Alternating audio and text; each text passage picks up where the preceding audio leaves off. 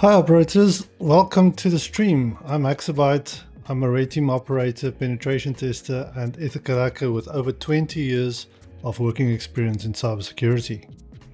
And today we're going to dive into some hack at the box as I work on my CTF skills and just trying to get better at hacking CTFs. And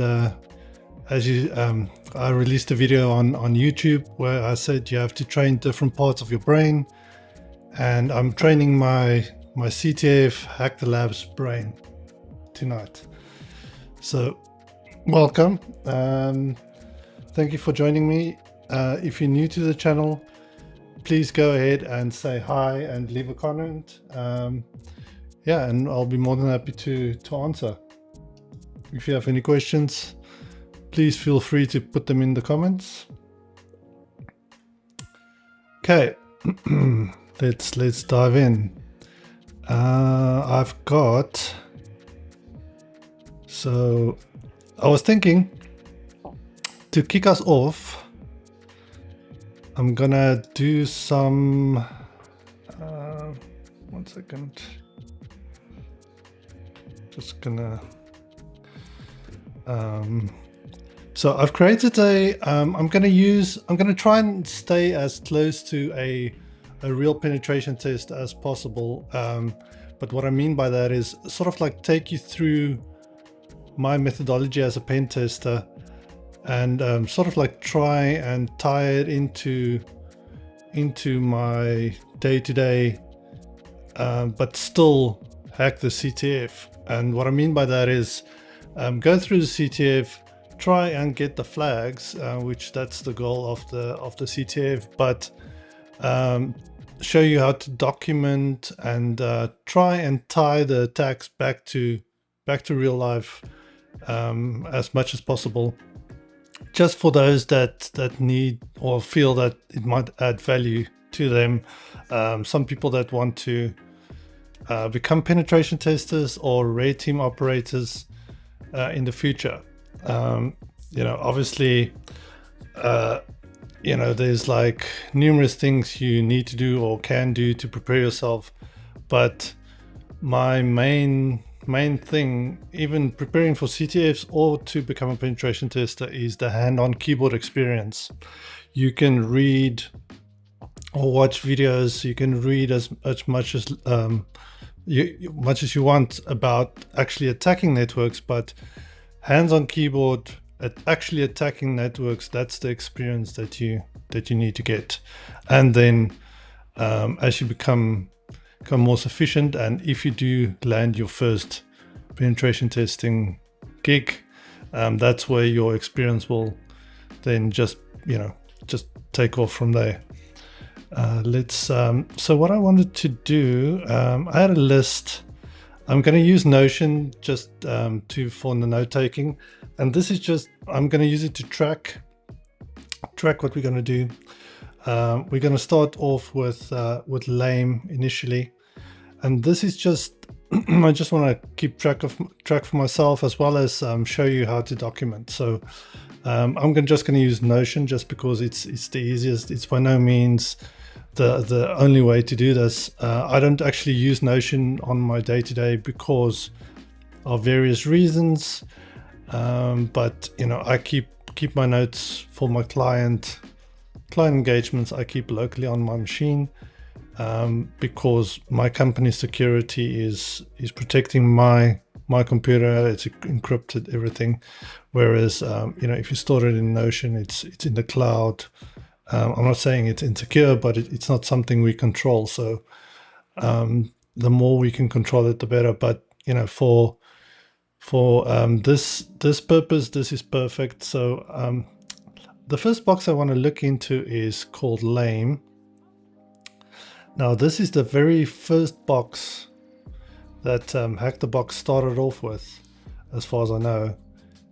So that's the classic. That's where everybody sort of starts. I know there's like a starting point with like tier 0, tier 1, but this is the box that started everything, that started Hack the Box. So To be honest, I've done this box before, but everything before this I haven't done, and I'll show you. I can show you.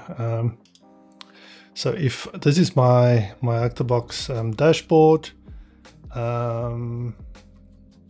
if I go like retired machines, and I sort it by complete, I've only done lame of the retired boxes, of the retired machines. As I want to grow my skills as a CTF, as a capture flag. I want to grow those skills with you while live streaming. So I didn't want to go too far ahead into the process. So I'm I guess taking it slower just so that I can take you through my process, and then you know, you'll be able to maybe relate, or I guess just like learn my journey from a penetration testing point of view. Obviously, a lot of these skills I do have. It's just attacking a network or a client network is a lot different than a CTF box. CTF boxes are very you know, puzzly, or you know, you like, you're not worried about detection like you would in red teaming. So it's a different beast. And yeah, that's the whole point. I sort of like my maybe a caveat: when I started my pen testing journey, HaxrByte wasn't really a thing. There was something called VulnHub, which you had to download instances or virtual instances of the machines and then hack those. And you can have, my machine was too slow to really have more than one machine, maybe two machines, virtual machines on the box at one time. So if you get stuck, you're sort of stuck with that machine until you sort of delete that one and install a new one. So HaxrByte wasn't really a thing. I never got into the CTF thing. I've always sounded very interesting, and yeah, that's why I'm doing it now, and I'm sharing the experience with you.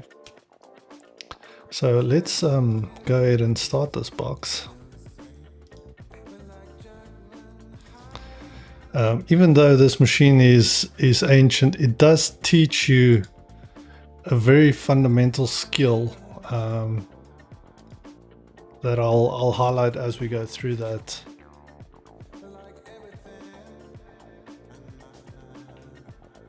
Again, if you have any questions, please don't hesitate to put them in the comment section. I'll answer them as I can.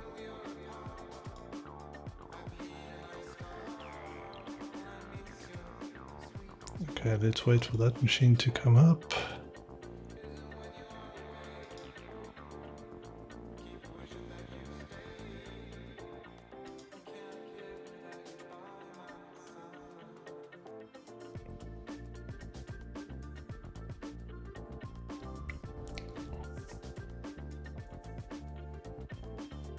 Okay.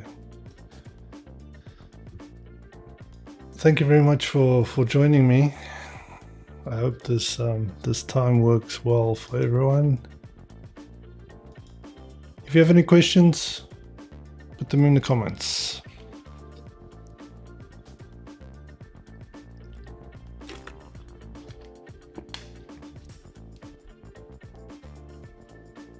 Okay, there we go. So I'm going to try and remember to document as much as I can. So the IP address, just for my notes. Okay.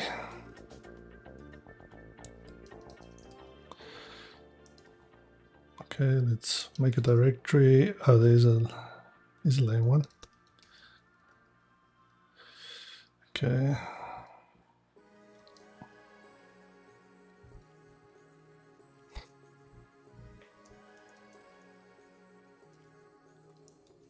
Okay. So first things first, let's start with a port scan.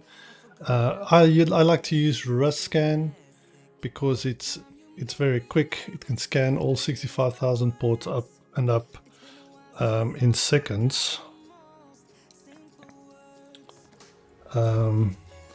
So what our RusScan works, it will scan the ports, everything it finds open, all the open ports, it will pipe into Nmap, and this is what the double dashes are for. Now, once it goes over to Nmap, we can tell it how to behave. So we can do -S_C. This means it will fire all the default scripts that pertains to that specific port, and V, that will enumerate the version and gives us more information on that. And then the output file will be OA. Now OA it tells us the format, and this A means you want it in all formats. So it will actually write 3 output files, XML, Nmap, and GNmap. I'm just going to call this lame. So let's fire that off.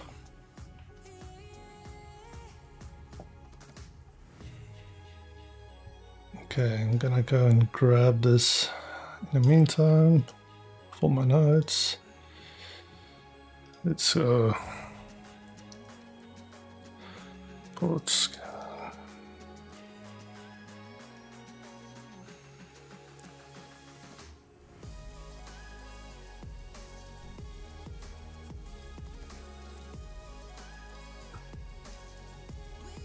Okay, it's done the RusScan part. Now it's over to the Nmap part.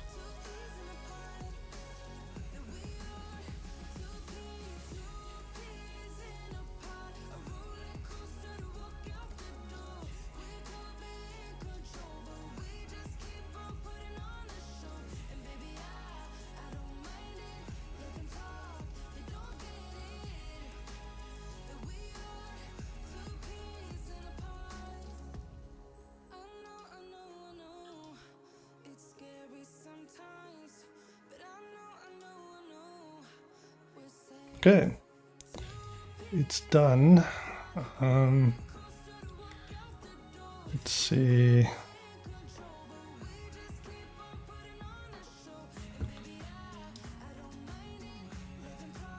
Okay, mouse is not working.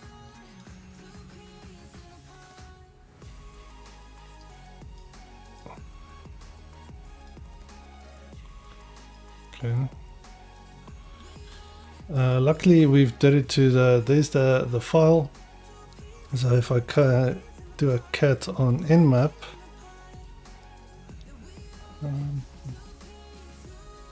mouse is not scrolling up. Wonder why.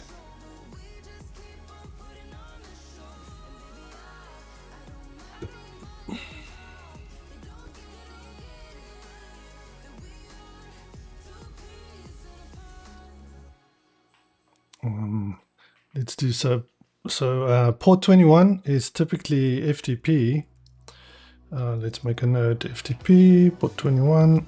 We'll look at that, and we're going to look at SSH 22,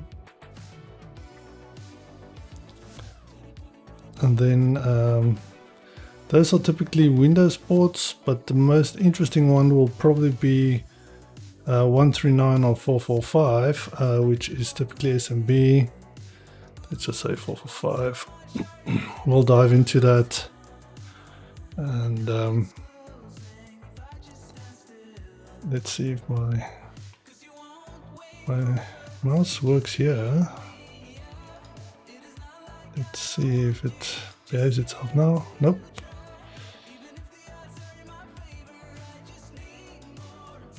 Wonder if it's not, let's see.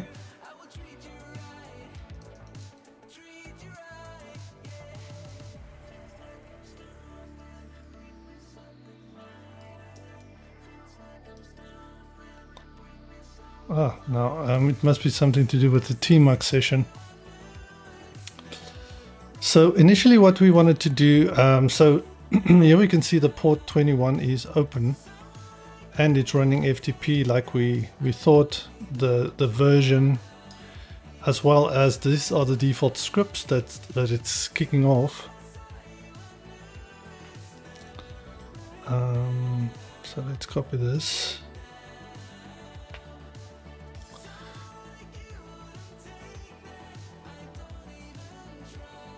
FTP.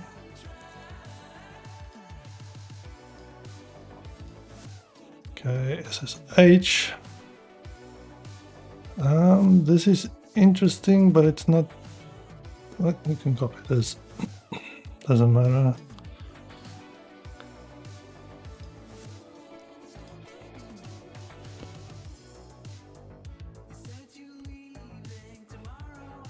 Okay, FTP,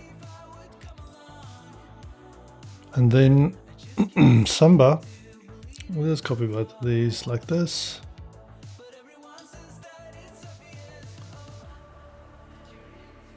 Okay, and we'll start enumerating that shortly. If you can just give me 1 second, I just want to check something out. Give me 2 minutes, I'll be right back.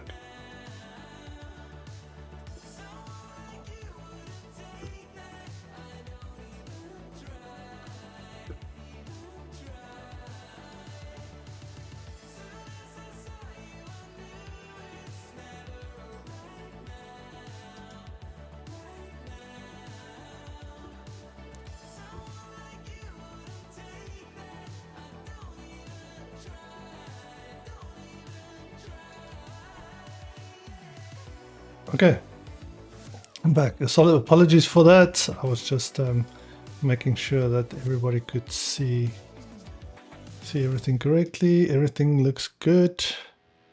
Everything looks good.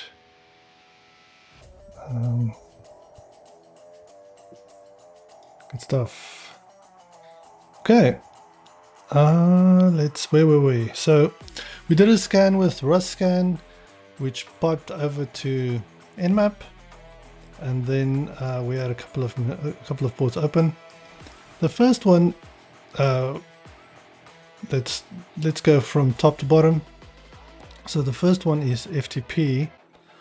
So typically we would, one thing I do also want to mention, there's some script results.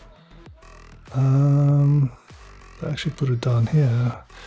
Let's take this across as well.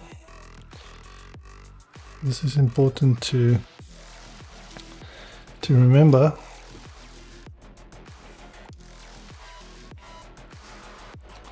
And then something that you have to keep in mind, especially with CTF boxes, is this little thing here where it talks about the clock skew.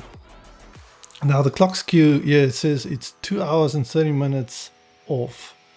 Or skewed or deviated. The problem with that is Kerberos attacks are reliant on the clock to be within a minute of your machine. So there might be some issues with Kerberos attacks, which might not be the case in this instance, but it's always worth just getting into the habit of checking your clock and making sure that that's updated. Okay, let's do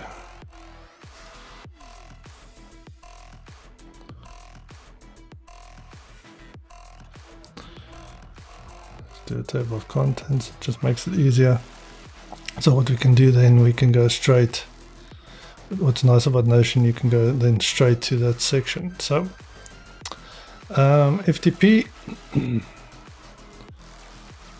So we'll get into the names now. Let's use the IP address.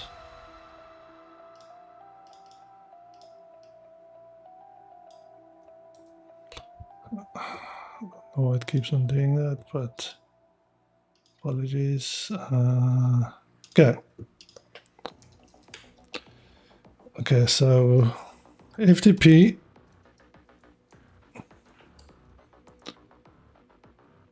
Okay, we're going to try logging in anonymously. Now the user we're going to use is anonymous. And then the password can be anything, really. It could be blank. I typically, just for force of habit, basically try and put something like in an email format. So I'll go like admin@lame.com. That's the password. It logs us in, but it could have been a blank password.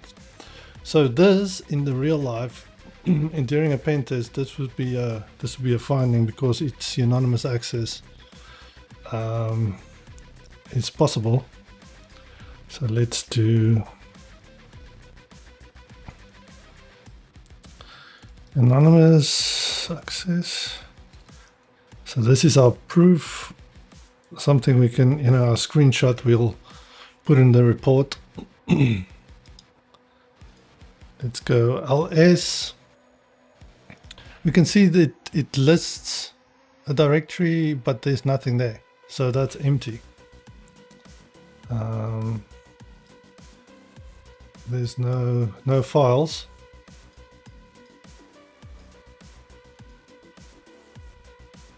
And my mouse stopped working again. Still working, it's still working. It doesn't want to copy anymore. Okay, clear. Let's see. Clear. Okay. So we've got this version. Now, the one thing that, and this is probably one of the critical things I want you to take away from this stream or video, is this is something you're going to have to get used to with CTFs, and that's looking for vulnerable services. Now, if we keep on doing this, copy, there's a place that's pretty well known, exploit DB. It's got lists of exploits for vulnerabilities. Now, it's very easy to you copy the FTP version, paste that in there, and then you can just search for it. Now we see two exploits there. I'm just going to take a screenshot of this for our report. Flame shot. Is it working?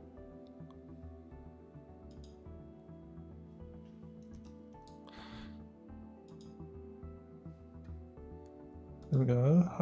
There we go.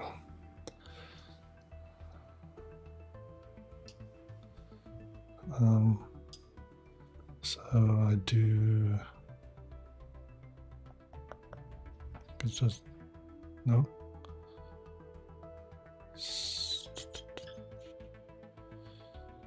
Copy. Set your complaint. Guess copy. Let's see if it pastes.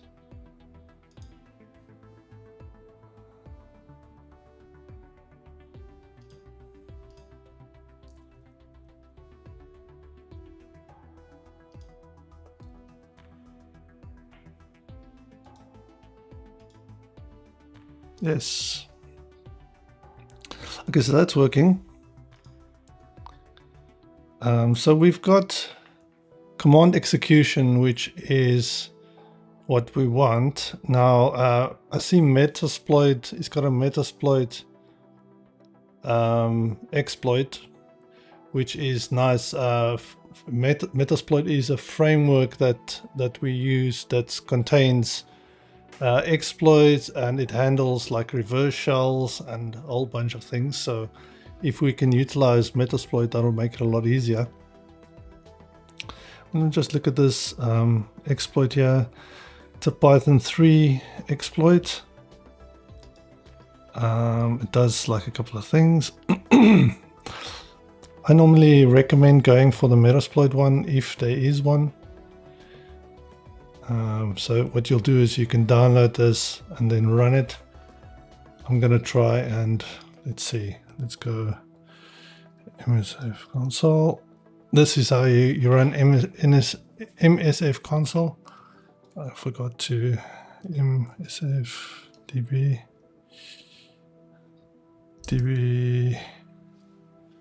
help. No. Oh, root.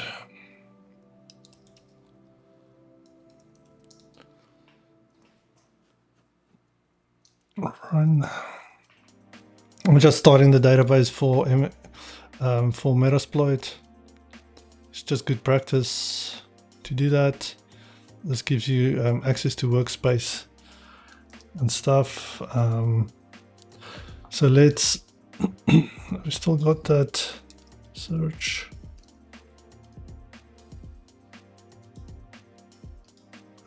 No. Let's grab that version.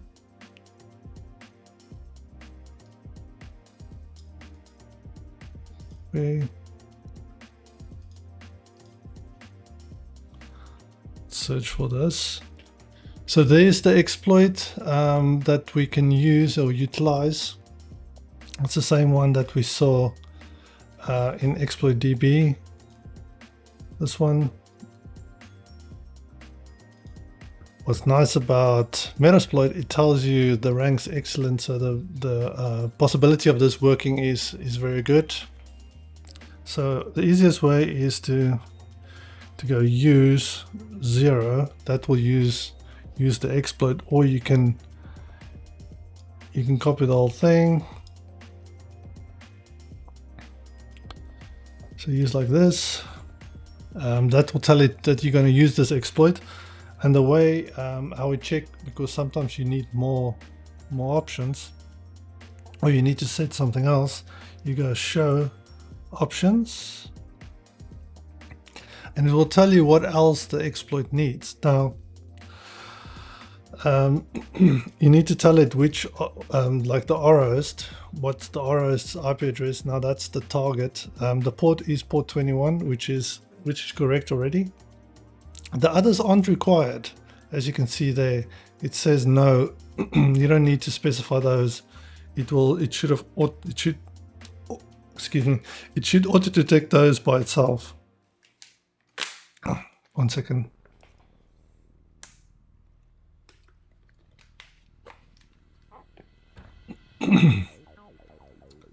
Okay, just do a quick round just to see if there's any questions.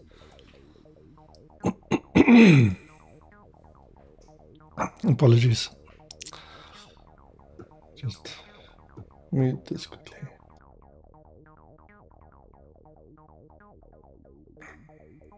Okay.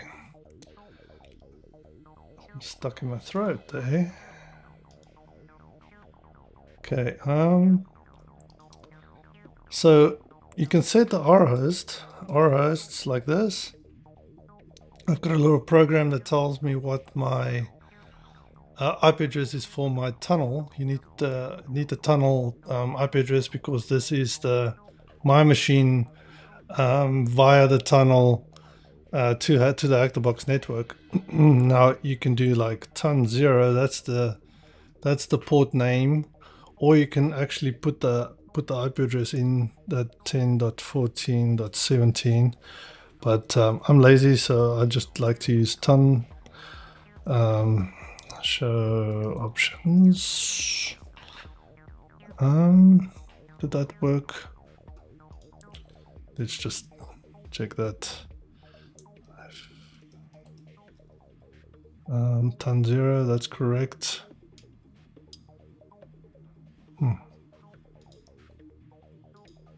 Okay. Now the way we exploit or run this exploit is we can type exploit or run, whichever you prefer. It fails because it didn't like my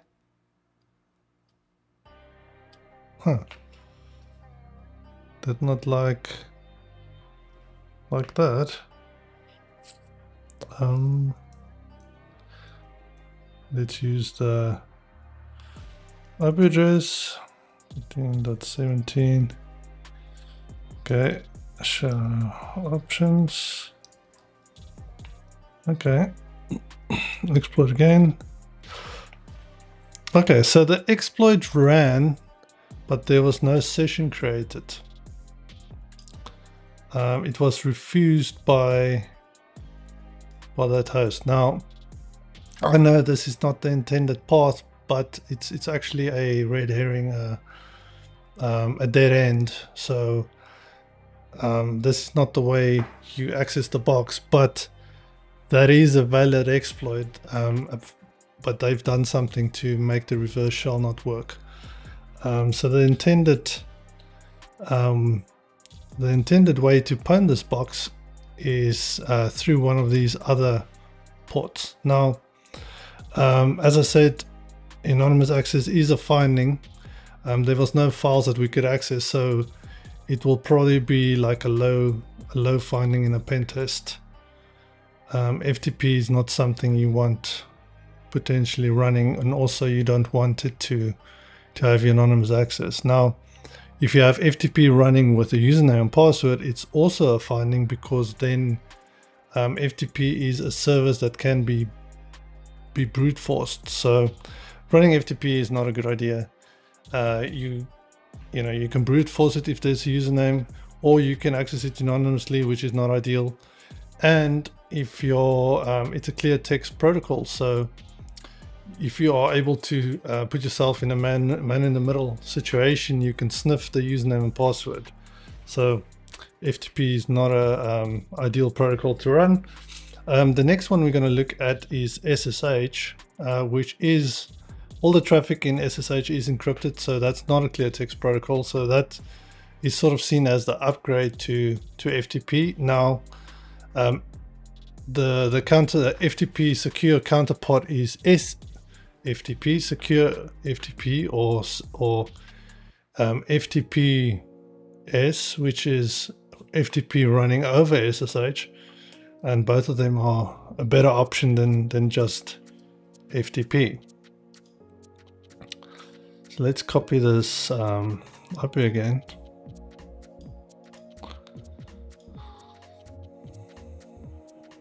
Let's see.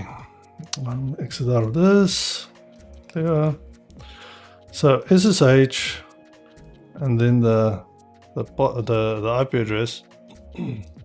Now, automatically, I didn't specify. Let's specify root. Now, as you can see, it's asking for a SSH key. Now, what this means, SSH is not password. SSH authentication via using a password and a username and password is not enabled.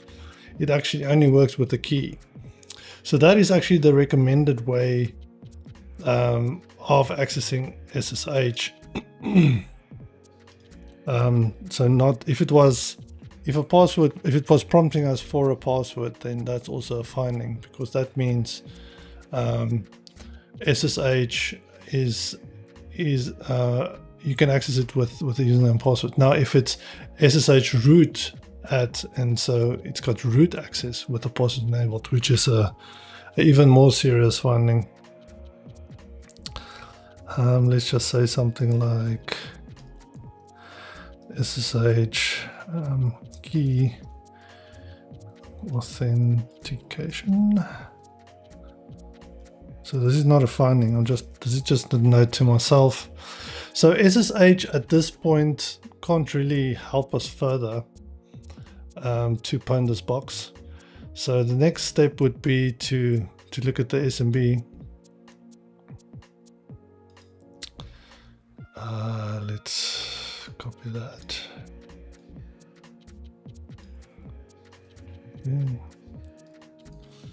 Okay, so SMB. The most basic tool that I like to use is SMB client. Now, what SMB client does, it basically allows you to connect to the SMB, which is like Windows shares, right? So this is shared files or shared folders that's on Windows machines, and that's used to serve files, typically from a file server. So if you use SMB client slash IP address minus capital L, that will list the file shares. If I maybe no.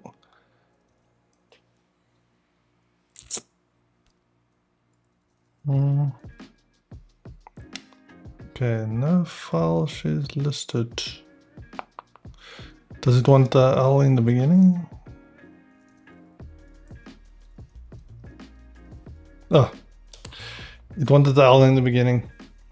So what I did there is I said, okay, use SMB client and give me the shares listed on this box. So it connects via the SMB service, and it actually tells me there is, so print dollar, temp, opt, IPC dollar, admin dollar is the shares available on this box. Now, print dollar, temp and opt is not default. IPC dollar, admin dollar is default Windows services.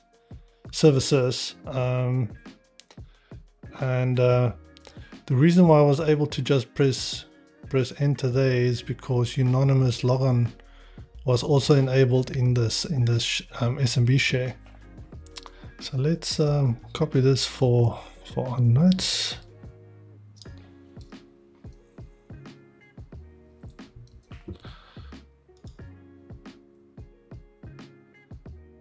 Okay. We can say SMB anonymous or null access enabled.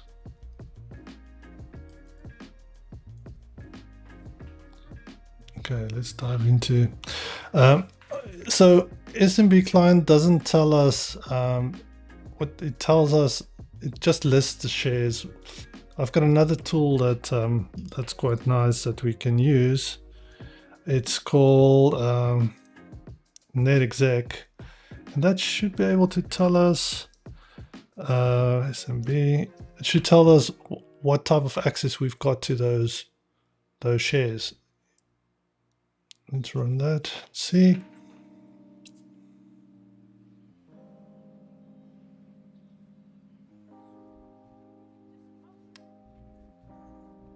It's taking quite long. Okay, so this is interesting. Let's copy that.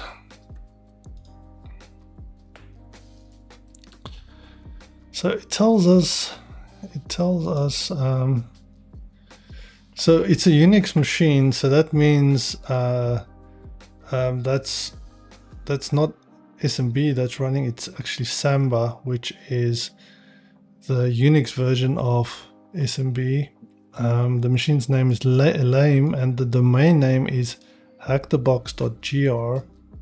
Now, typically what we'll do, I'm signing is false and SMB1 v1 is true. This is also a finding because SMB v1 is not recommended to run.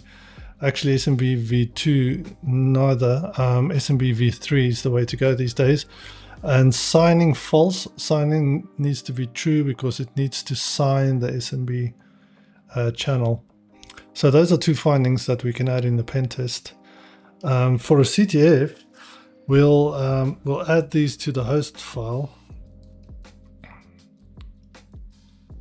We need to use sudo, copy this. Okay, so it is lame and hackthebox.gr. So we'll go IP address lame and hackthebox.gr. That's the domain name. I guess lame hackthebox.gr. Okay, now we can use the Nothing. See, lame.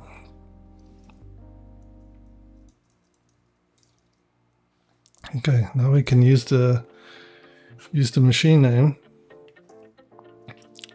We can test it with net exec. See.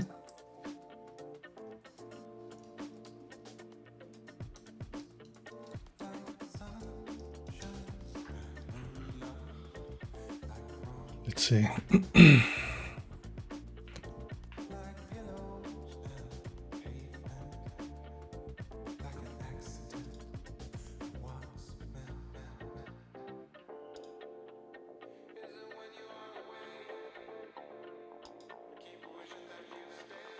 Okay. Okay, that's the same information that we have. So we can try and connect to those shares. What's actually pretty nice about what I wanted to show you about netexec is it's got the functionality where you can go shares like that, and it will actually list the shares out. It can't enumerate the shares. It says access denied. So let's copy that. So we're gonna have to do it manually.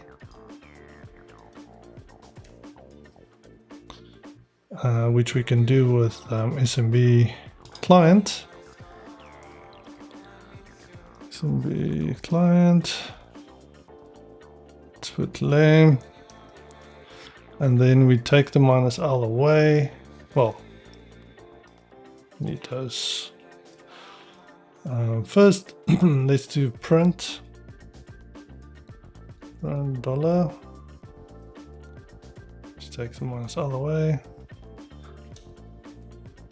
So it says access denied. Let's try TMP. Okay, we can log into that one.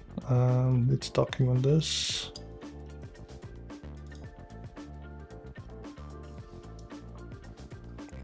Okay, so we can access TMP. Let's do ls. Okay, there's a bunch of files there.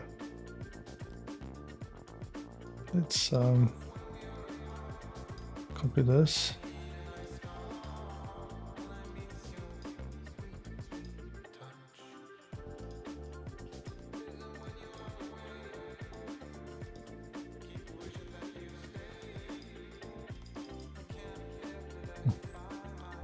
The mouse is not a happy camper.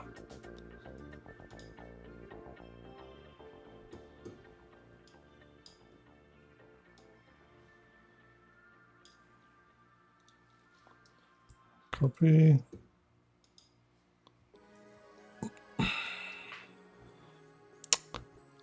Okay, we can download those files. It's just a couple of files. The easiest way would be to so we can go get the files one by one, or we can use mget star and basically just get everything. Yes, yes, yes. Which ones did it get? Let's just see. ls. So it only got the one file. I should go cursive.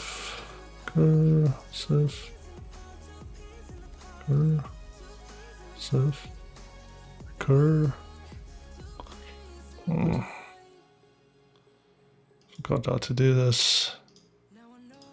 SMB client. Recursive of on. Cursive on.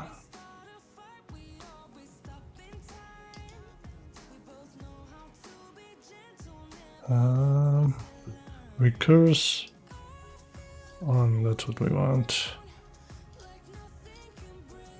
Recurse on, and then prompt off as well, so it doesn't have to prompt you every time.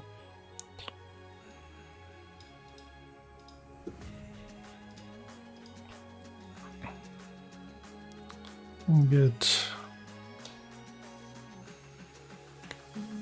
it's getting those are folders. Did we get ice? Get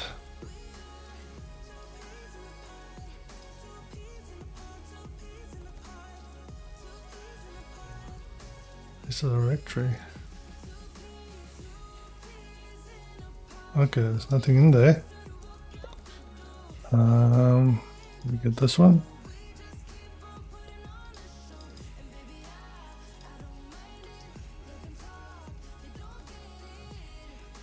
Oh, that's also a directory. What's in there? Oh, access denied. Maybe if I actually look and not be blind. Okay, X0.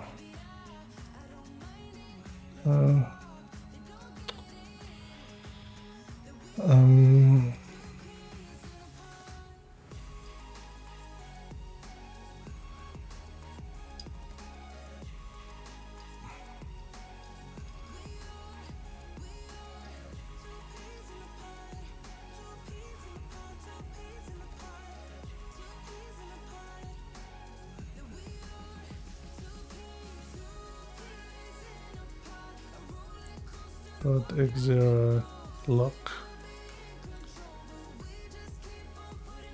Not a directory.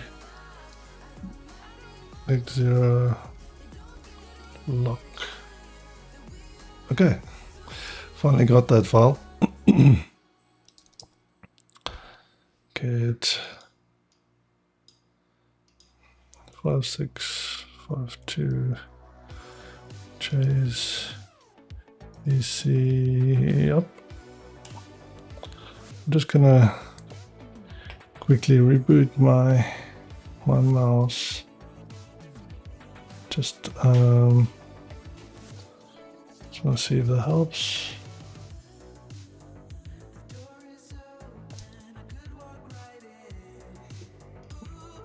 Okay.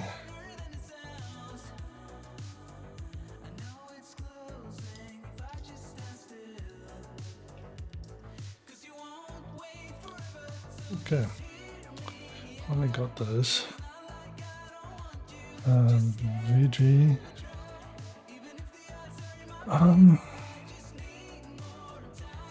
Okay, this looks like a authentication service.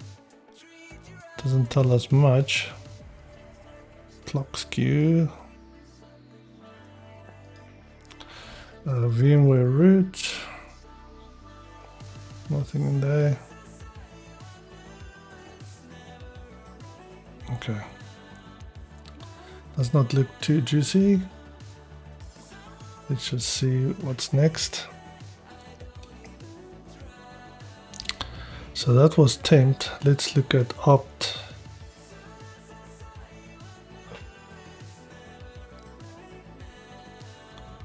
Opt. And we've got access denied. Okay. So next step would be to look at the service. Now back to our nmap. Let's grab this, exploit DB.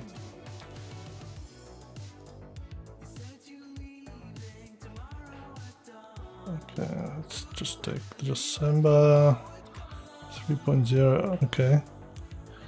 So there's a username map script command execution. Again, Metasploit, so we'll go for that one. And then heap overflow. This one looks like that might be the best one. Username map script. Let's see. Let's fire up Metasploit again.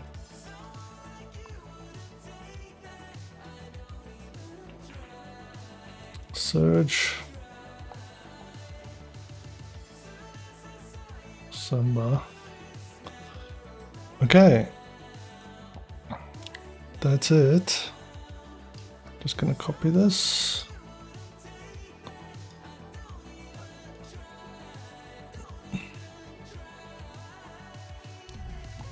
Okay, so we've got, so that is Samba.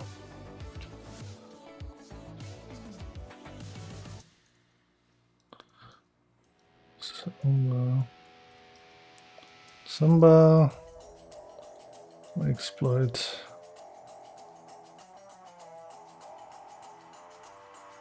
Okay. Let's go for, let's see what this thing does. So U0. Okay. U0 show options to see what options we need. So required this time is the remote host. So we require that. Let's grab the IP address.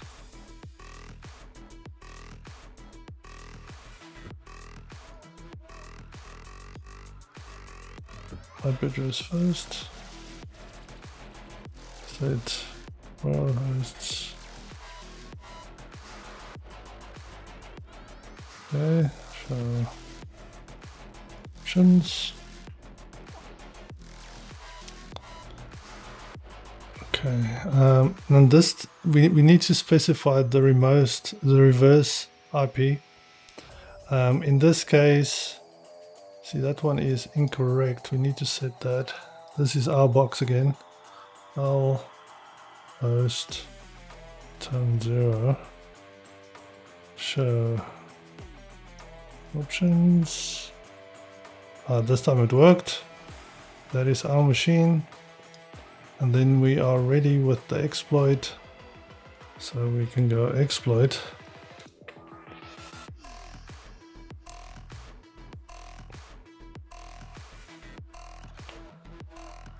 And you can see there's a shell that opened, and we've got a shell. Let me copy this quickly for our notes.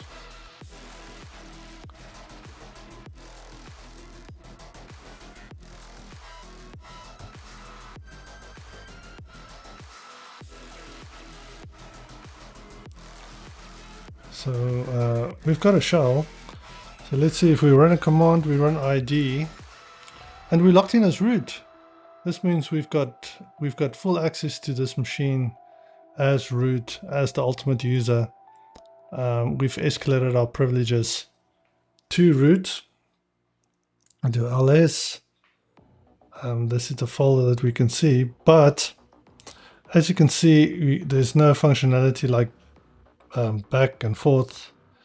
If I run shell, it actually within Metasploit it will look for Python, and it will pop up an interactive shell, which is much nicer to use. And there we go. So ID again, we are root. So now we can see if we go, we are in the root. So if we go root ls, there's the root file. Tab doesn't work. Well, there's the root file, which we can't. Yes, that's the flag. We've pwned lame. Awesome. Again, if there's any questions, I see there's some questions. Let me get to that. Thanks for explaining the steps. No problem. I understand everything. Thank you very much. Appreciate the feedback. Let's just make sure I didn't miss anybody else.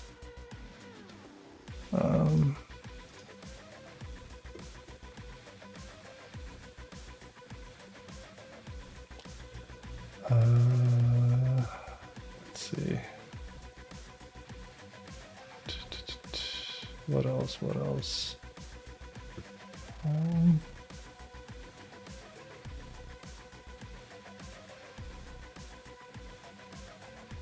Stream.org.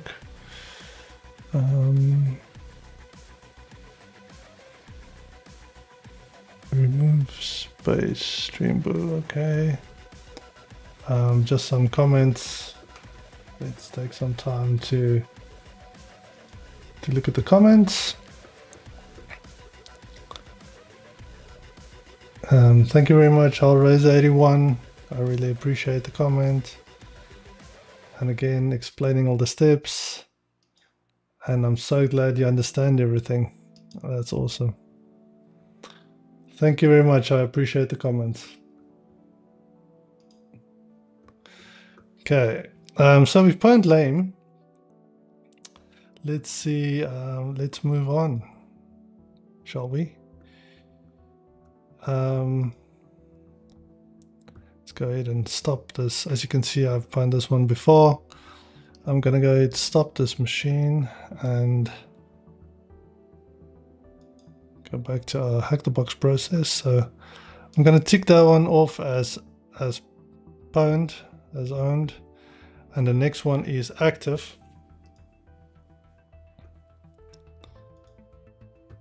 The active machine.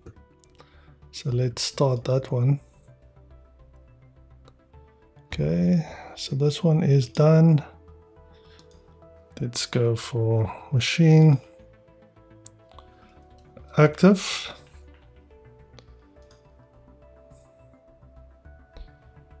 Okay. It's an easy to medium difficulty machine. Most people rate it as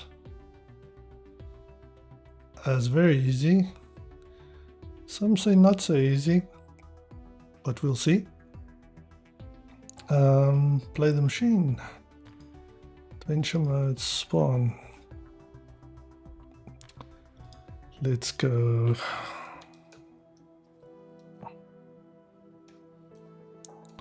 Okay. Let's get out of the lame folder, and this will be make directory active. Okay, let's see. The machine is still spinning up. Let me just see if there's any other questions. Nope, nothing yet.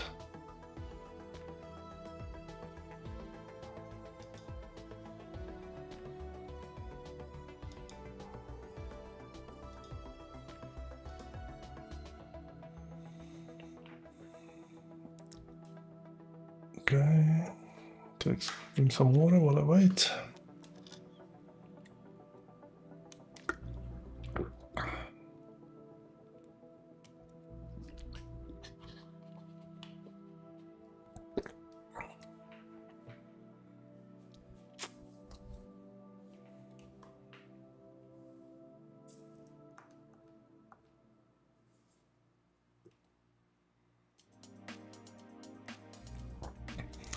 Okay, so the previous machine was a bit of a warm-up, so I want to start introducing my 5-step stock protocol decision tree. Now this is something I'm playing with, or this is one of the systems that I'm trying to implement to fast track my CTF skills and train my brain to, I guess, be better equipped for CTF challenges. Now I sort of like limit myself to 45 minutes per machine, no hints, nothing, and then some analyzation in terms of like the time box. Flip the perspective is step number 2. Number 3 is change modality. That is where you sort of like step away from manual and more towards automated, or automated back to manual. And then you ask yourself a question like, what am I assuming? And then if you're still stuck, you go to the what I call the ghost shell replay protocol. Now the ghost shell replay protocol is after 45 minutes, if you're still stuck with no hints and you've hit a wall, I say take a strategic peek at a hint or a walkthrough. Now I'm not saying that like look at the whole thing, just look at like the next step of the attack path, then close it completely. Don't keep it open, don't keep it as a reference. Recreate the attack straight from memory, every single step. And then after you've done that, annotate why each step worked, not just how, but why it worked. And this is what I want to go through with you every Thursday. I'm going to try and stream every Thursday at 8 p.m.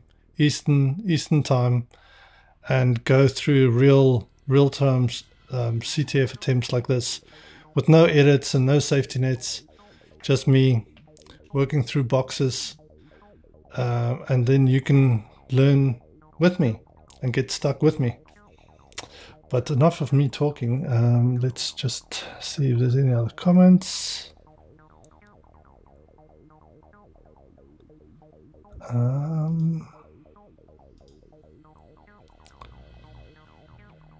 Okay. I think we are all caught up with comments.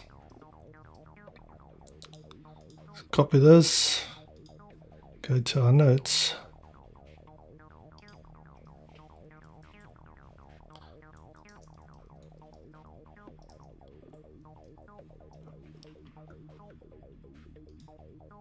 Okay, firstly we want to see if the box is up and running. So do a ping, we limit it to 3 pings, and then it's up and running. Next step is port scanning. Again, like I said, I like Rust scan just because it's quick and it can scan very fast. You can probably get away with the same on Nmap. I just like to use Rust scan for CTFs. Then I pipe that into run default scripts, version enumeration, a file name will be active, and let's go. Okay, Rust scan is off. It found like a whole bunch of ports. Looks like Windows machine. Let me take a copy for my notes.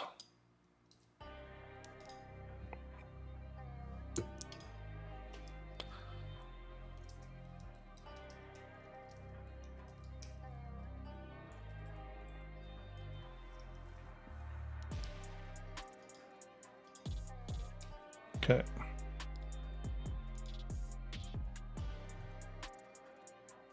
Let's start looking at these. 53 typically is TCP. Well, this is TCP 53, but 53 typically is DNS. DNS you see on UDP normally, but so we can start with DNS. DNS 53. We'll see what the port scan comes back with. It's still busy scanning. 88 is Kerberos. Typically 135. Oh, there we go. Scan's just done. Okay, 53 now. This is running DNS and it picks it up as a Windows Server 2008. Now in a real pen test, running Windows Server 2008 is a finding because it's an unsupported operating system, which means Microsoft is not releasing new security patches for this box. So all the flaws and exploits that it has will have this. It will not be fixed. There will be no fixes or patches. So we can take a note of this.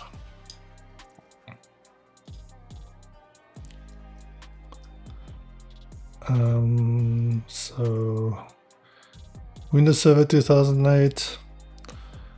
Next is Kerberos. Server time.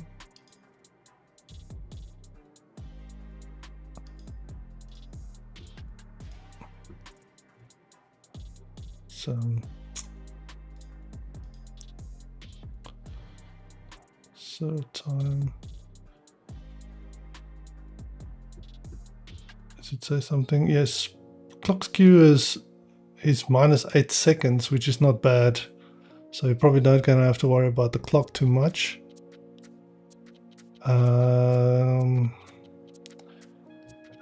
So if we see Kerberos, we typically always look at LDAP. And what makes this handy, taking note of the LDAP, is it gives us the domain name. But what's funny is the host, it doesn't give us the host name, but let's make a note. LDAP.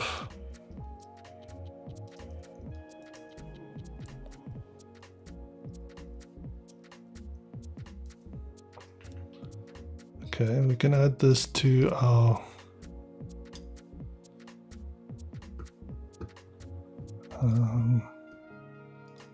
this to the host file. Let's open a new tab. Sudo vi etc hosts.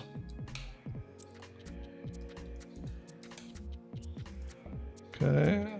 O for new line, and puts it into insert mode. IP address, and let's set that was active HTB. So that's the domain.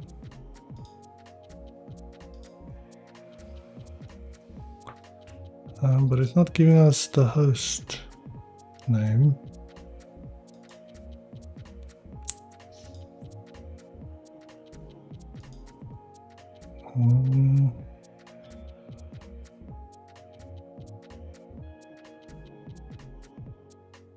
Okay, that's it for now. Then on the list, let's write that. So what this now, we can go ping -3. We can ping the domain name. Okay, our host file is working. Next, you'll look at the, I guess, shares. You can use SMB. I just want to run netexec. I just want to see if I can get the host name. That normally tells us the host name.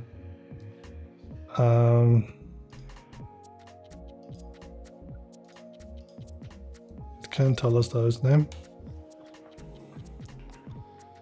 SMB signing is true, and it's not running SMBv1, so that's good. That's two findings that's not there. Oh, the host name is DC. Probably did see that. I just didn't see that because I'm blind. Let's see. Let's get active in map. Oh, it did say DC. Guess it just looked funny. Let's the hosts file. Let's do DC. Oops. DC space dc.active.activebox and active.activebox. Okay, all three of those. Okay. Let's see, this works. Okay, that works perfectly. So Windows 2008 or Windows 7, it picked it up as Windows 2007. Sorry, Server 2008. What we can do, we can, while we're here, enumerate shares. User session deleted. Okay, does not like net exec for shares. Let's make a note of that.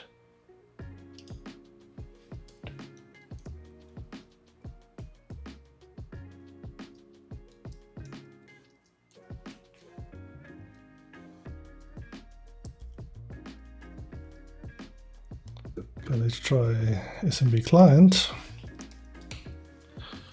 SMB client minus L and dc.active.hackthebox.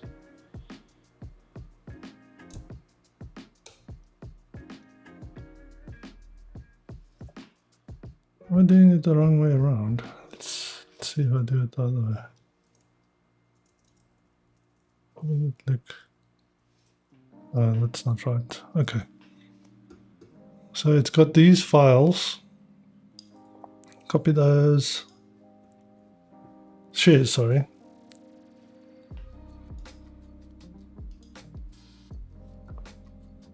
So what have we got here? So admin dollar, that's default. C dollar, that's default. IPC dollar, that's default. Net login is default. Replication is something we can look at. Net login and sysvol should be accessible. This looks like a domain controller. They've typically got these shares, replication as well as replication and users. So let's see if we can access those. This SMB map on here. SMB map is another tool that should be able to tell us what. Let's see, minus HTC.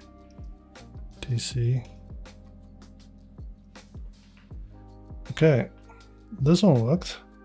SMB map worked. NetExec did not. So this is good information. So admin dollar, no access. C dollar, no access. The only access is read only. That saves us a bit of time. I'm going through all those. Let's do a SMB client.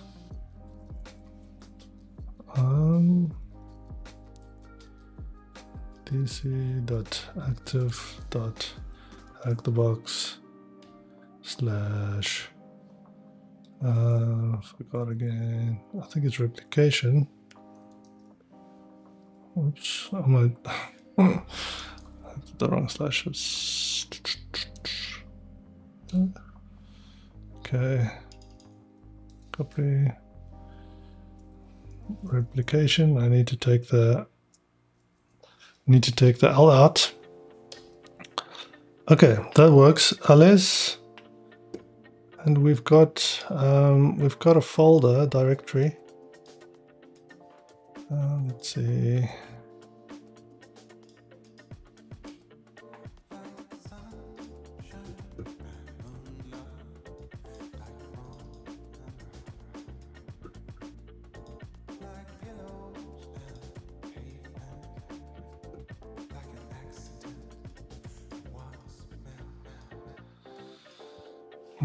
Don't know what's wrong with this mouse. So we download that now. Let's see. So if we go active, this looks like a replicate. I've seen this replication folders before. So if I go in there, there's policies, scripts, and there's typically a whole bunch of folders down those. In the policies folder, there could be something interesting potentially, but let's just go in there. I'll show you policies. ls. So yeah, typically loads of. I just want to try and grab these. Luckily, I've got this recurse.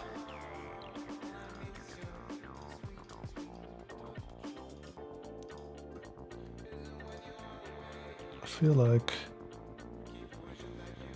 I need to make a note of this. So I'm building a cheat sheet for CTFs that I probably gonna share with you guys at some point. Let's see.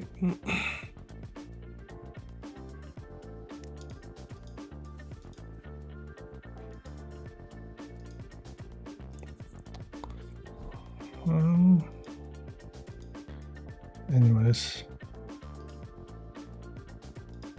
I want to try and let's make a note here.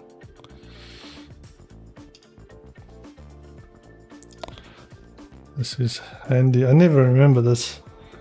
I should though.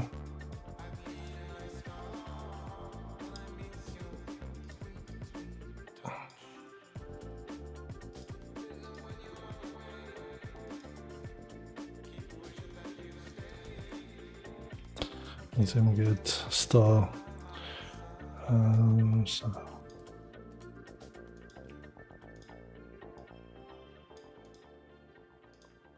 copy. Okay, and prompt off.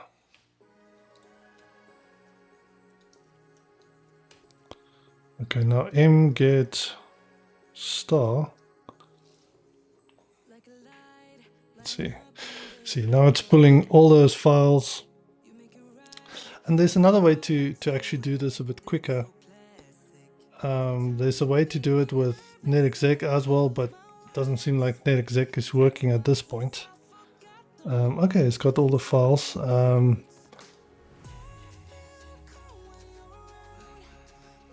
We can, let me just catch up. Okay. Comments is good. Okay, so I got those let's exit out of SMB client ls. So it's got that folder active, so it's got that. Let me show you. You can also do it with Metasploit.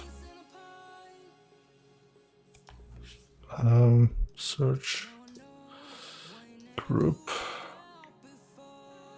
Is it X group?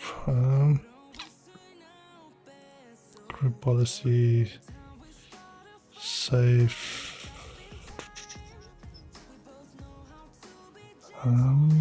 Post.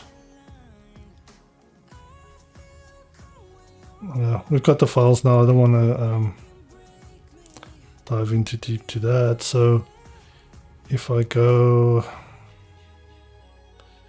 tree active, so something that we that's the file I was talking about, which can contain credentials, and this is something you might see in NetLogon and Sysvol. I've seen this on live networks in client Active Directory environments on client networks, and they've got this typically in the Sysvol folder, but the Sysvol folder in this case was not readable, but the replication was. So let's see if we can go there. So it's policies. Let's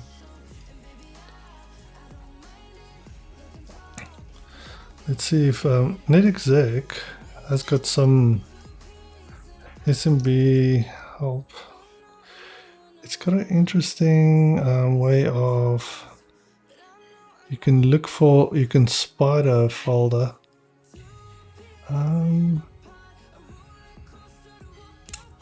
So you can do like netexec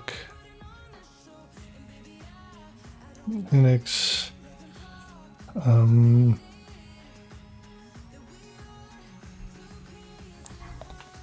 what's it? Spider replication, and then it was dc.active.hackthebox. The box. That doesn't work. Does it need to give it something specific?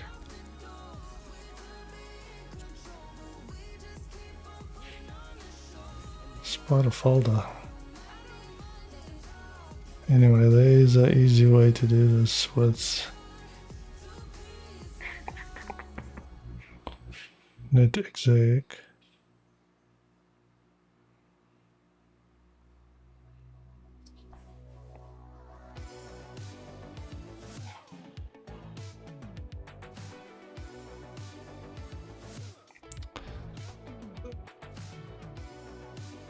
Thank you, I appreciate the comment.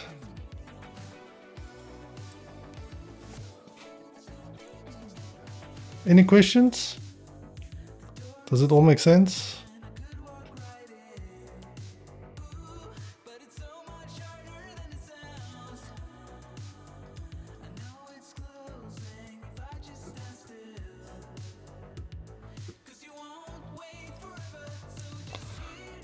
So I go update DB,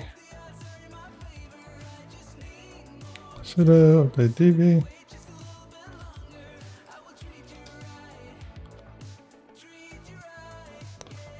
So the file we were looking for, tree,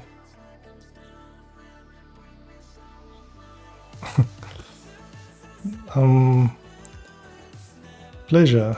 It's not, I'm not teaching you how to code, I'm teaching you how to hack, but appreciate the comment.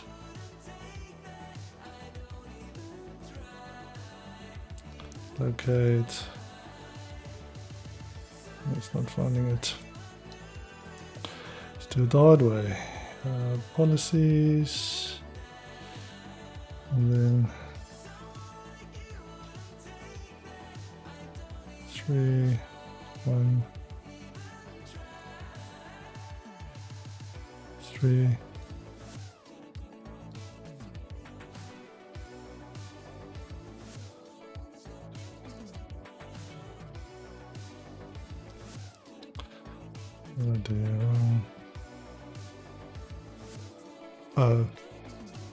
Machine preferences groups.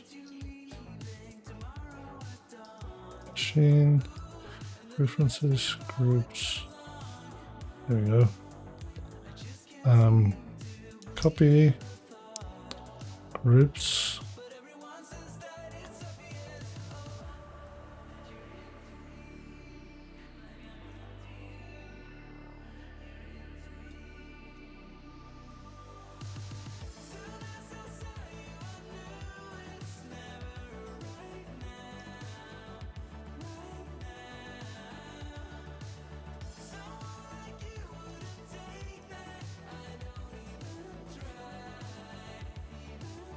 Active. Okay, groups GCC, GPP, GPPD group. Okay, let's look at the file first. Okay.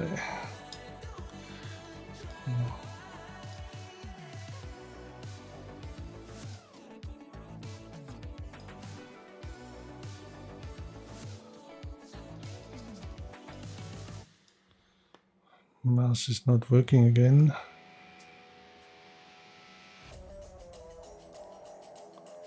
Wonder why that is. Let's see.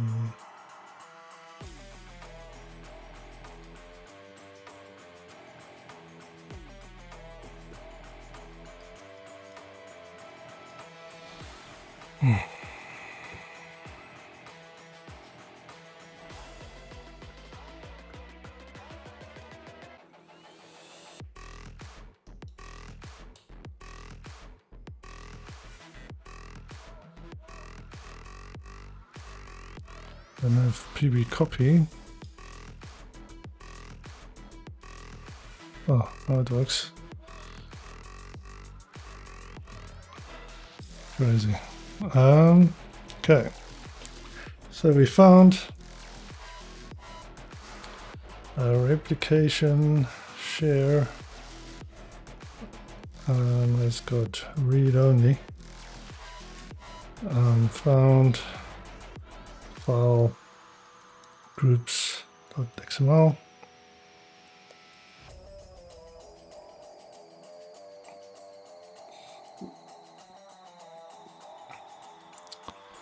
So what this file tells me,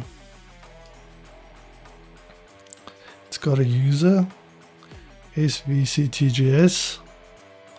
We'll take a note of that. So we'll say user.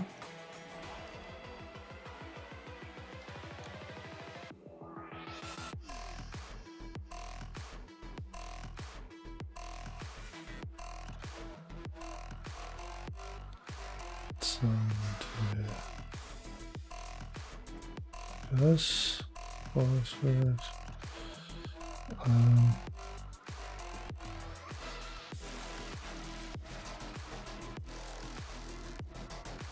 So it's got the C password.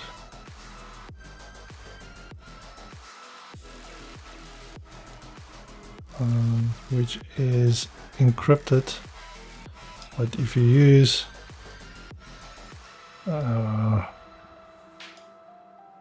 GCC,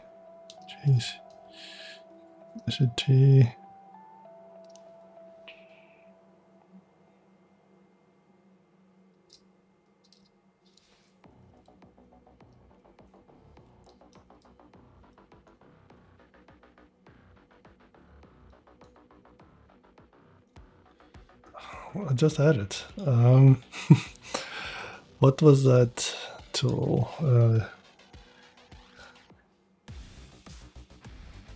Just I know when my mind's gone blank. C password. Decrypt. C password. GPP decrypt. GPP decrypt. Okay, then we give the blob. There we go. That's the password.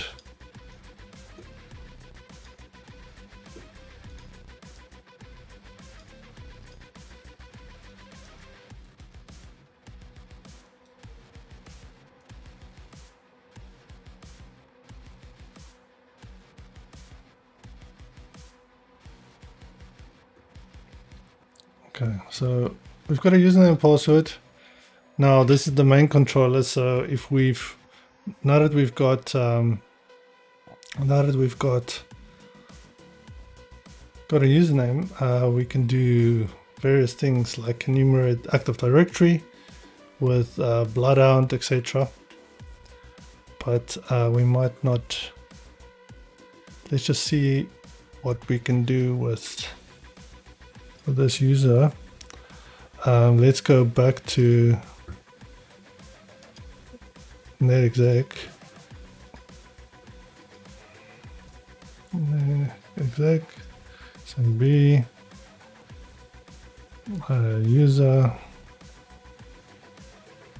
b the password.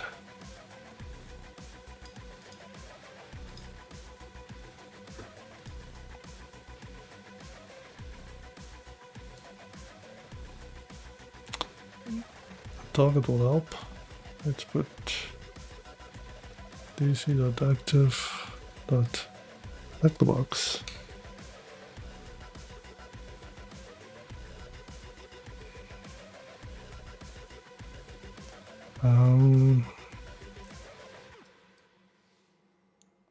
Where do we? Is it the targets first?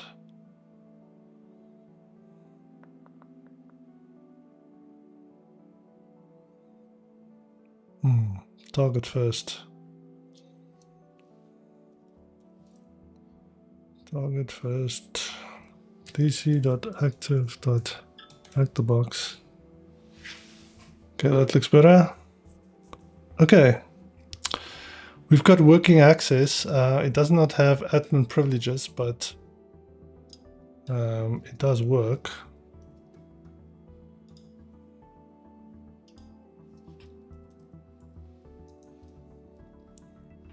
Okay, let's see. We can see if we've got the shares work now.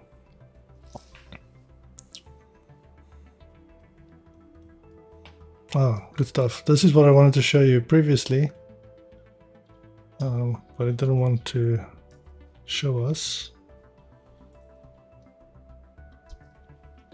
Now what's nice about netexec is it also tells us what you can. So these we can't see.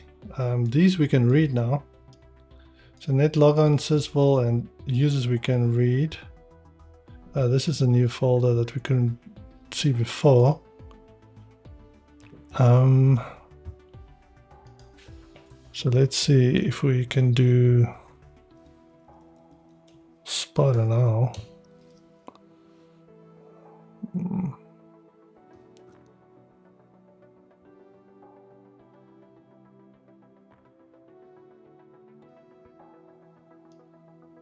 So Spider.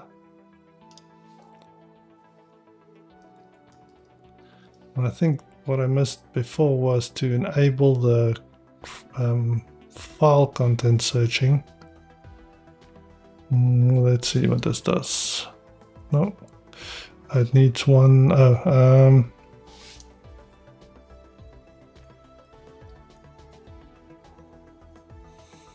See what we have first. First we have net logon. Logon.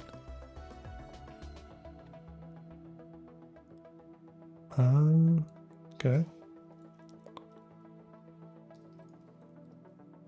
Location.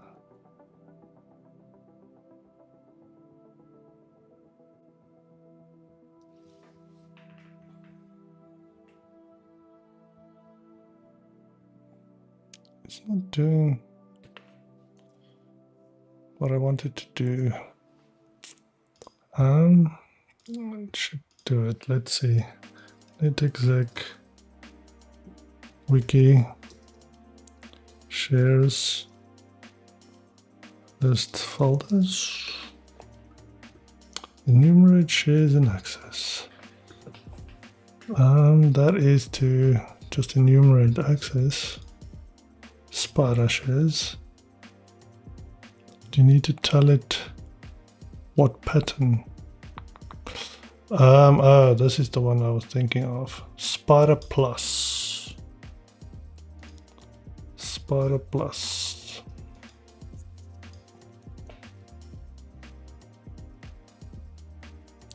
So that's a module.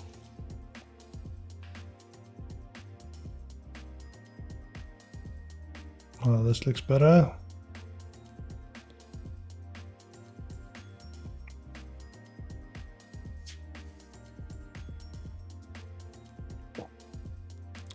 This should spider through each of these folders while that's running. Coding and hacking, tomato, tomato. That's right. That's right. Hellraiser 81. That is correct.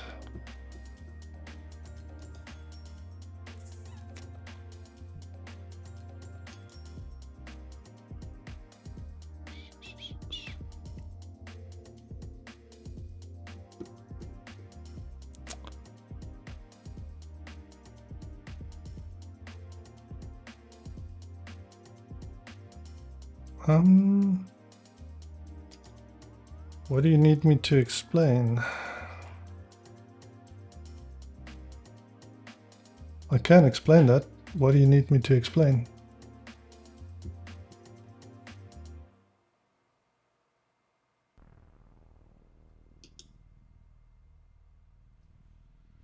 Doesn't look so nice. Let's put it into there. There we go. I can explain that.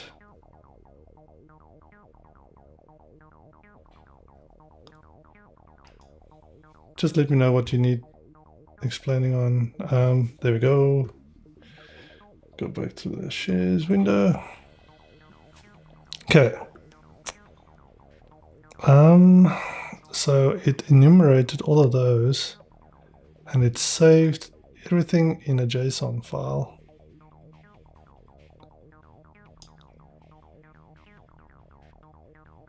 Oh, okay. Got it, don't worry.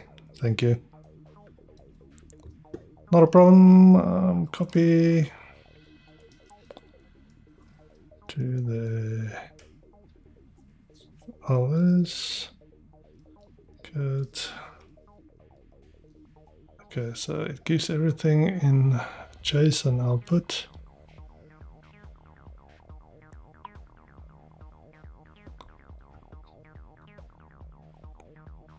Okay, we'll save that for later. Another thing that is quite nice now that NetExec is working, let's see if there's something else.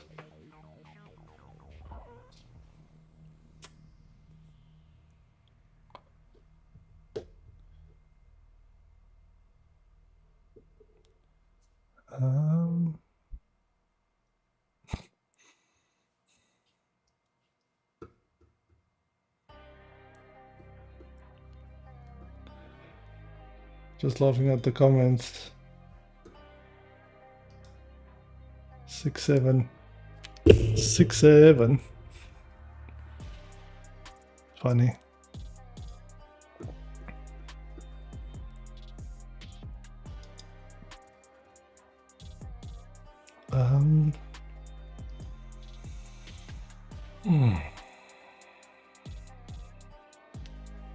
Let's think about this. So we've got user. Let's see if we can access anything. I don't think we need admin for psexec to work. Oh, we can enumerate users. That we can do. Users.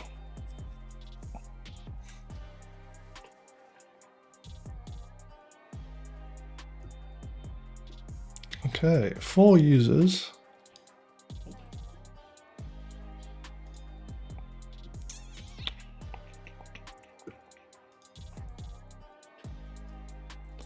So what do we got? We got administrator, guest, KRB, TGT, and SVT. This is us. That's what we're logging in now.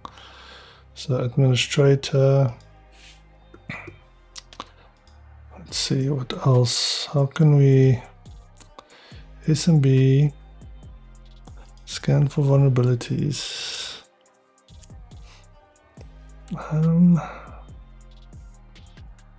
Nightmare. Well, we can try all of these.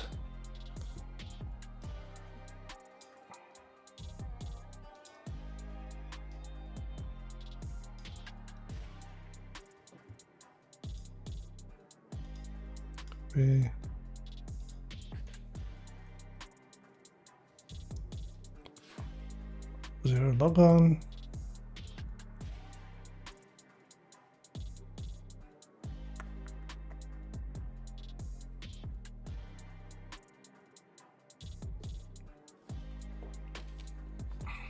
I don't think that will work.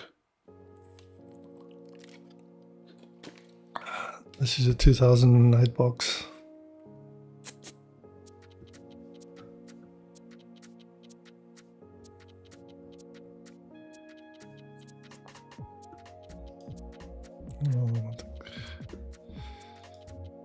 Let's see what else is there.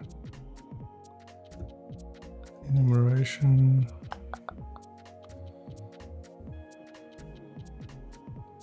Something that I always like to try is curb roasting.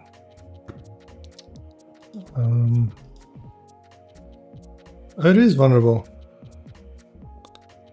What?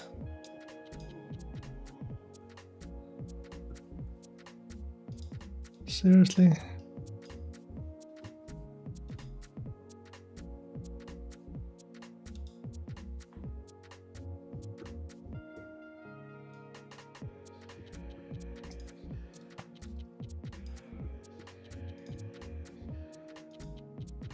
Take a note of that.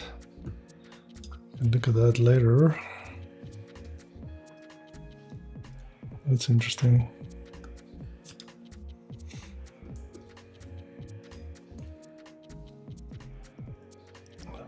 help, grab, curb, Kerberos,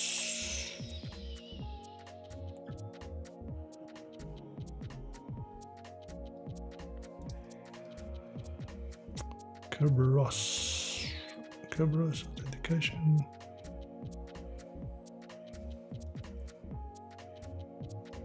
Module. Let's list the modules. Capital L.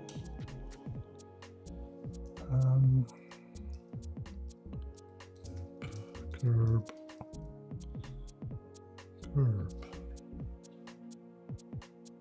Kerberos. Is it not here?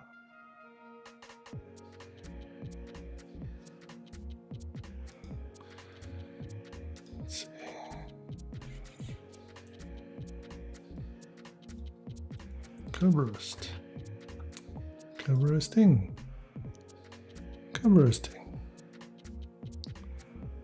Kerberosting. Wonder why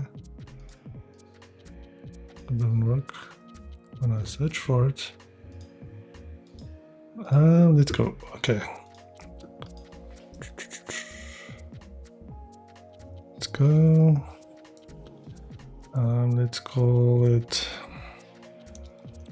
curb. Unrecognized argument. What version of netexec is this?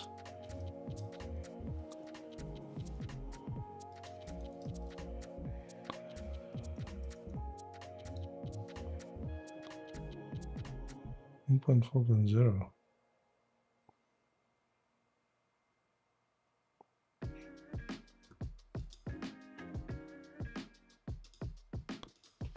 It's exec.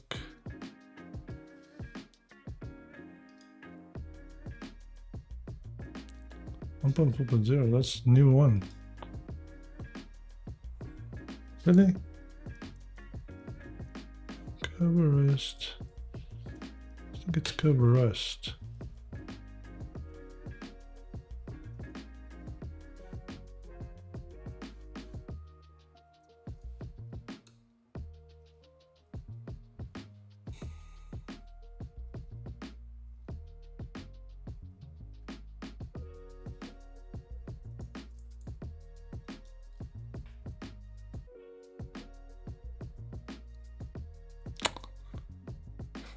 Okay, I think it's LDAP. Such a... Okay, let's see. See, my brain is shutting off.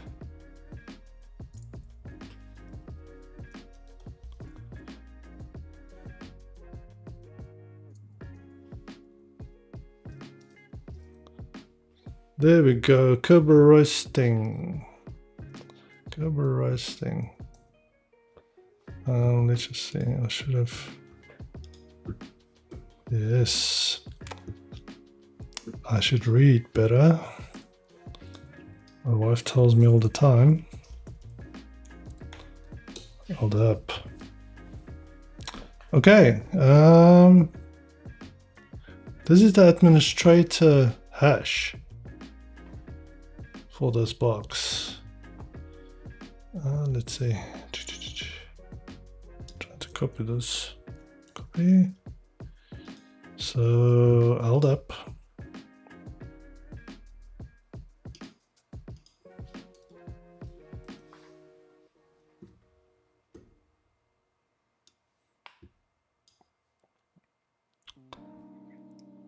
Okay. So we got the hash. It should be in here. Cat. Curb hash, yes it is. Okay, hashcat. I've got hashcat on this box. Ls opt word list. Let's just see if I've got rockq.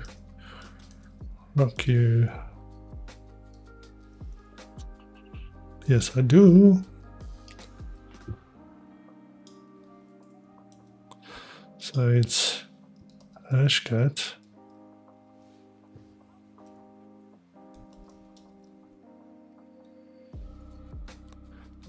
hashcat, the curve file, and then the mask. Okay. Let's take a copy of this.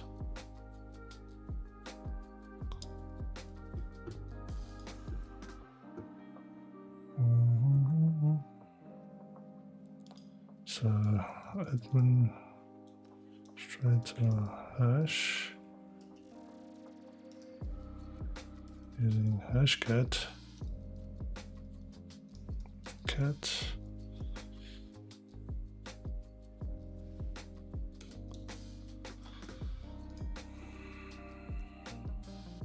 Let's see.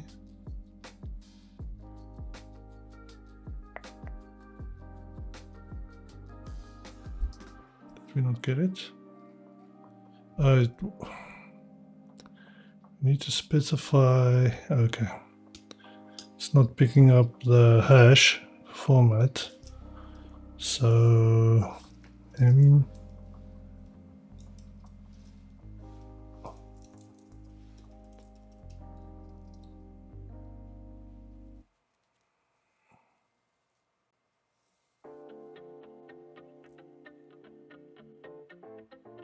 let's just, did it do it?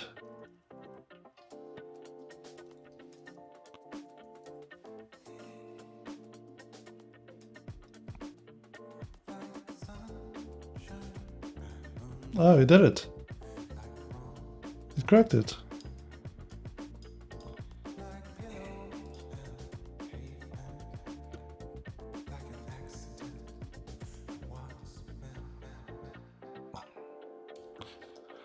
And copy.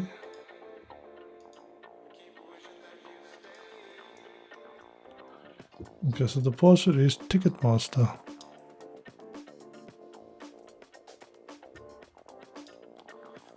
Copy. Okay, let's see. SMB.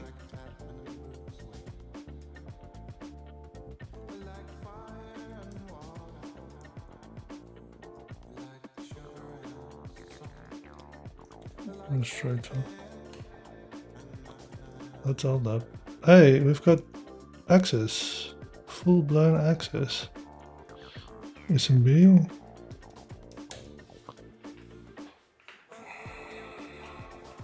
Okay, so we can use both.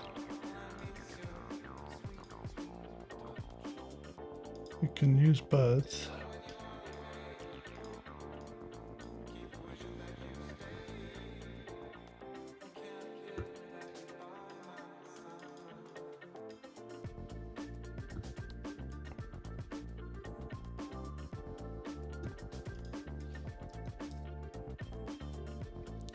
Should be able to psexec, psexec.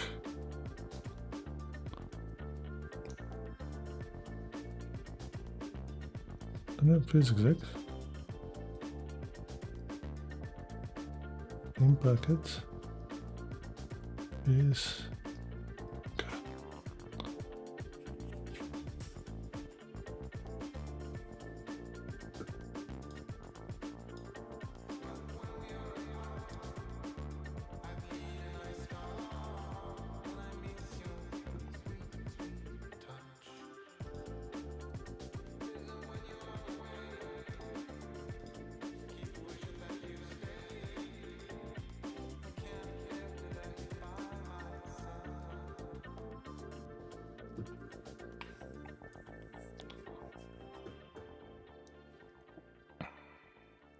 Okay, so psexec,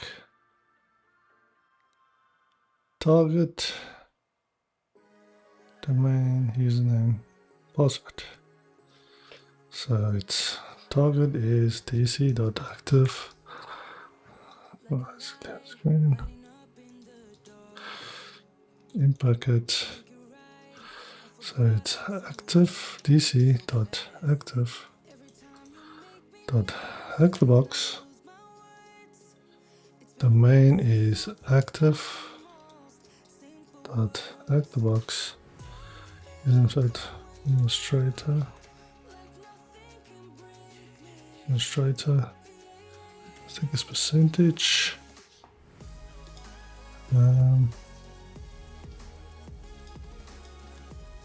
Password.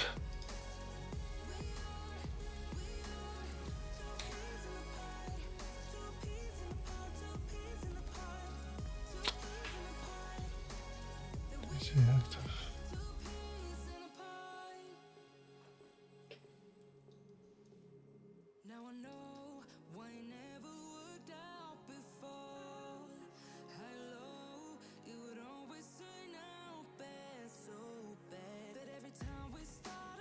Right, add.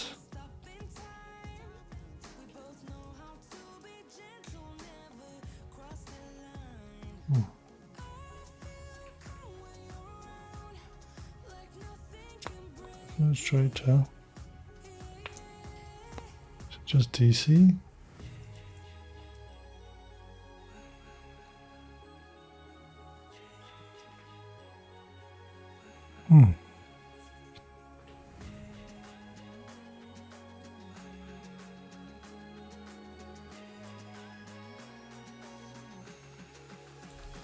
In bracket.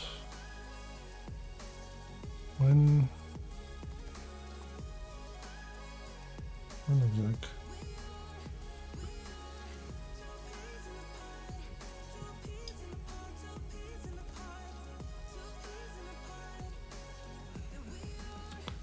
Just denied. Illustrator.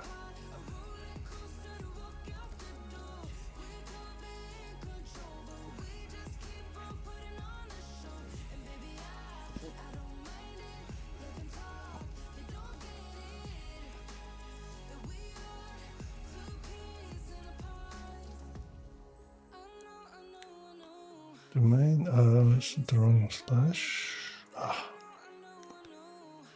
The wrong slash. It's denied. Exec.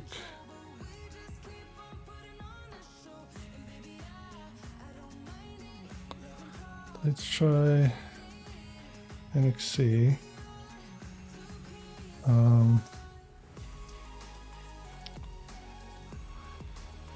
Let's run the command xi fconfig ipconfig.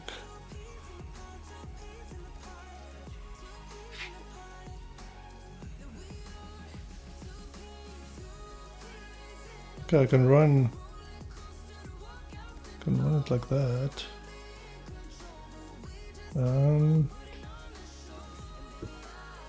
Run commands. Should be able to. Should be pretty much over at this point.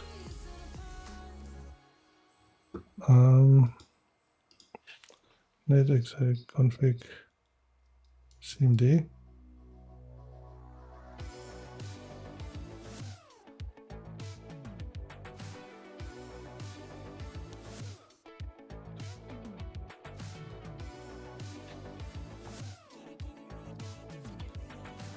Need to wait a little bit. I don't think that's gonna work.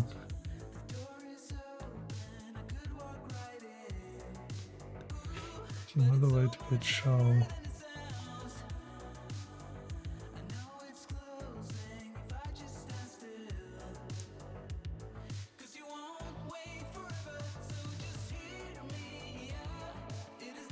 Getting shells.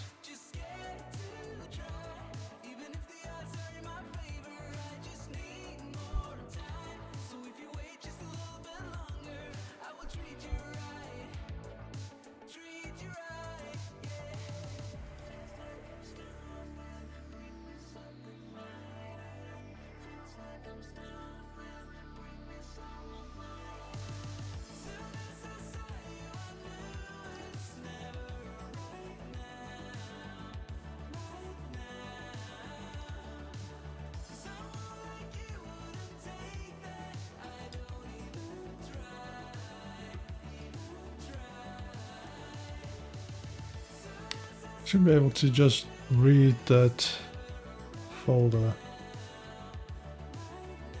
can always SMB client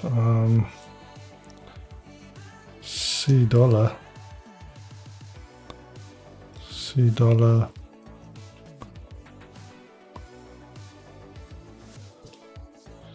how do I connect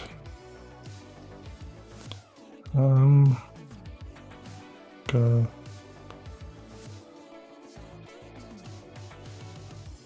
this is percentage domain minus U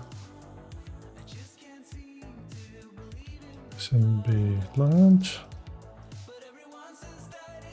tc.active.hackthebox C dollar.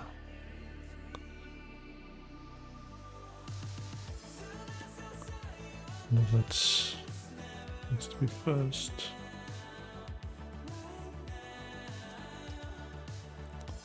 tc.hack active hack the box C dollar.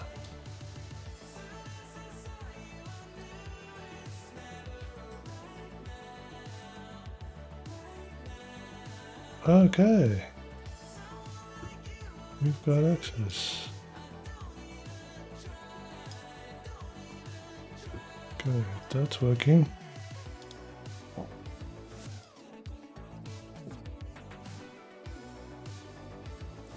Now to get the flag, it should be under users.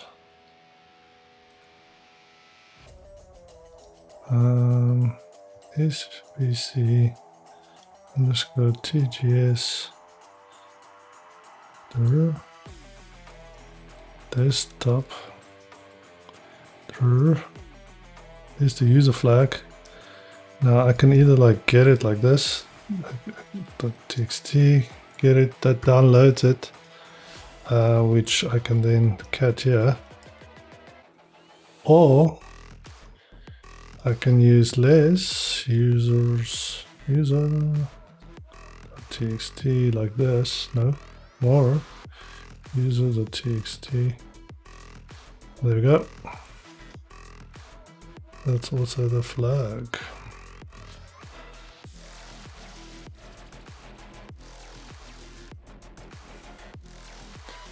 Okay,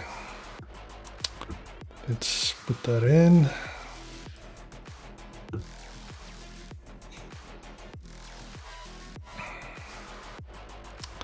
So that was, let's say, easy.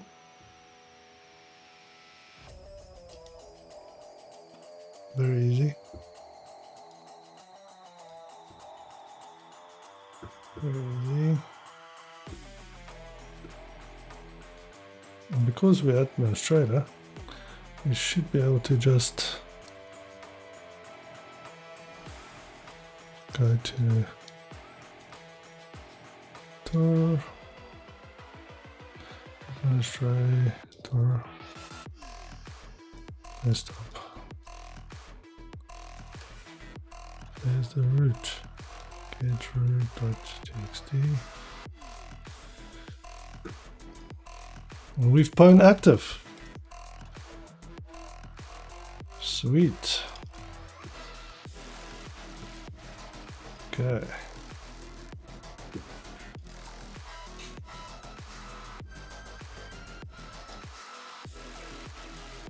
Really?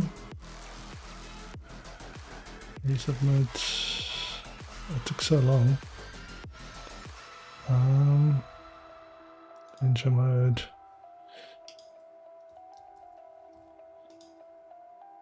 Wrong answer. What?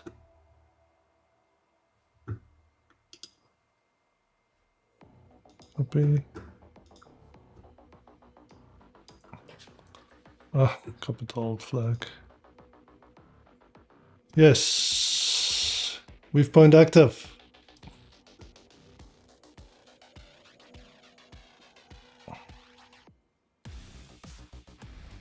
And that was also very easy. Awesome. Thank you, everyone. Let's see. Any questions? Any questions? I think that is it for tonight. We've done 2 boxes.